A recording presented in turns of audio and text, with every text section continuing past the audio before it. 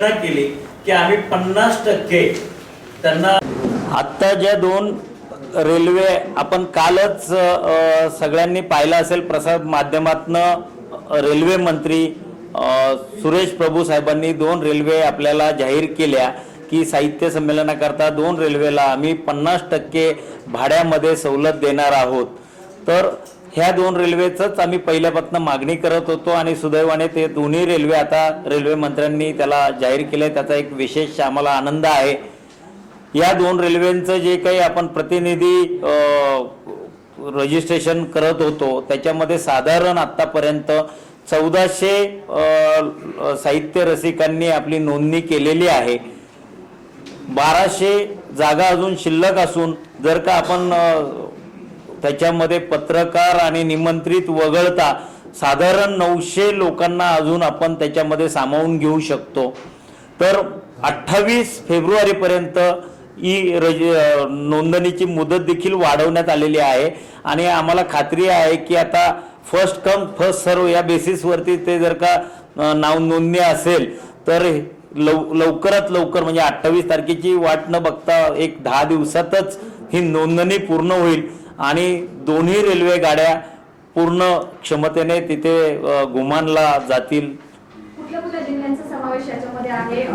तुम्ही गुरु नानकांच्या जर आपण पाहिलं नांदेडवर काही आहे का आणि आणखी इतर काही वैशिष्ट्य? ह्या ज्या दोन रेल्वे जाणार आहेत त्यातली पहिली रेल्वे जी आहे ती वसईवरनं सुटेल, ती कल्याणला येईल, कल्याणवरनं पुण्यात येईल, पुण्यानंतर अहमदनगरला जाईल, अहमदनगर नंतर मनमाड आणि त्यानंतर भोपाळ मार्गे ती उमरतांडा नावाचं जे स्टेशन आहे गुमानजवळ तिथे पोहोचेल।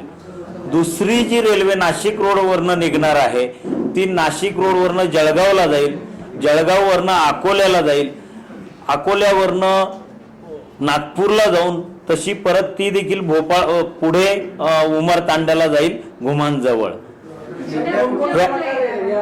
साहित्य संमेलनाला उपस्थित राहणार आहेत या संदर्भात काय बोलणार? या साहित्य संमेलनाकरता महाराष्ट्र तिथे जे काही सांस्कृतिक कार्यक्रम होणार आहेत त्याकरता महाराष्ट्रातले आपले सगळे मराठीतले सगळे आघाडीचे जे काही नट आहेत त्याच्यामध्ये मी नावं सांगतो आपल्याला।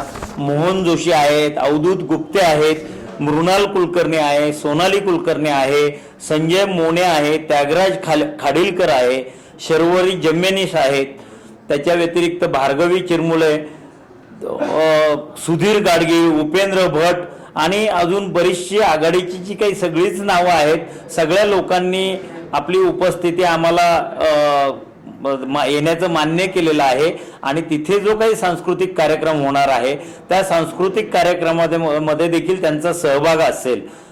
ही एक आपल्या मराठी साहित्य रसिकांना ज्यांना पुण्या मुंबई शिवाय आपण जी काही बाहेरची मंडळी आहेत जिथं या लोकांना त्यांना भेटता येणं बघणं किंवा त्यांच्या नाटकं बघणं हे ज्यांना शक्य नसतं त्यांच्याकरता ही एक वेगळी पर्वणी असेल असं मला वाटतंय।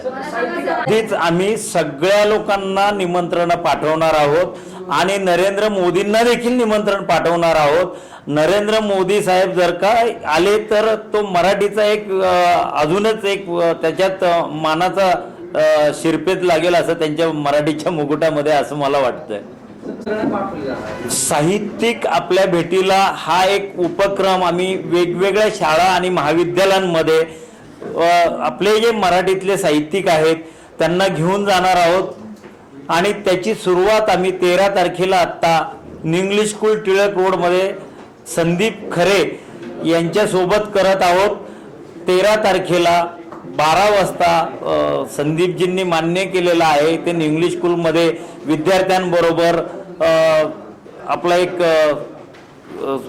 हे करणार संवाद साधणार आहेत आणि विद्यार्थ्यांना जे एक कुतूहल असतं साहित्यिकांच्या बाबतीतलं की नेमक्या साहित्यिक कृती कशा घडतात, नेमके साहित्य